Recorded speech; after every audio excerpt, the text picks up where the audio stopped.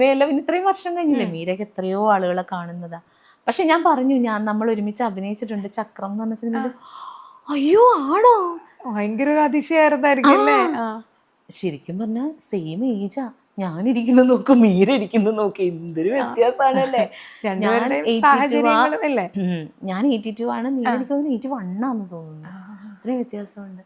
പക്ഷെ നല്ല കൊച്ചാ കേട്ടോ. നമ്മളെ പലർക്കും ഉണ്ടല്ലോ കേൾവിക്കാരാവാൻ ഇഷ്ടമില്ല, പറയാനാണല്ലോ ഇഷ്ടം. മീര കേൾക്കും നമ്മളെ, ഇപ്പോൾ ലൈഫിലുള്ള പ്രശ്നങ്ങൾ, മീരയുടെ അനുഭവങ്ങൾ പറയും. അങ്ങനെ നല്ല കൊച്ചായിരുന്നു, നല്ല കൊച്ചായിരുന്നു. എനിക്ക് ഭയങ്കര ഇഷ്ടപ്പെട്ടു അതിനെ. കുറേ സംസാരിച്ച് എന്നെ കുറേ ആശ്വസിപ്പിക്കുകയൊക്കെ ചെയ്തു. എല്ലാം ശരിയാവും കേട്ടോ, എപ്പോഴെങ്കിലും വരുമ്പോൾ ഞാൻ വീട്ടിൽ വരാം, അങ്ങനെയൊക്കെ. പിന്നെ ലൈഫ് സ്റ്റൈൽ മാറ്റണം, പുള്ളിയെ വേറെ എന്തോ ഒരു ലൈഫ് സ്റ്റൈലിലോട്ടൊക്കെ എത്തിയായിരുന്നു. അതൊക്കെ എനിക്ക് പറഞ്ഞു തന്നെ, എനിക്കൊന്നും മനസ്സിലായൊന്നുമില്ല, എന്നാൽ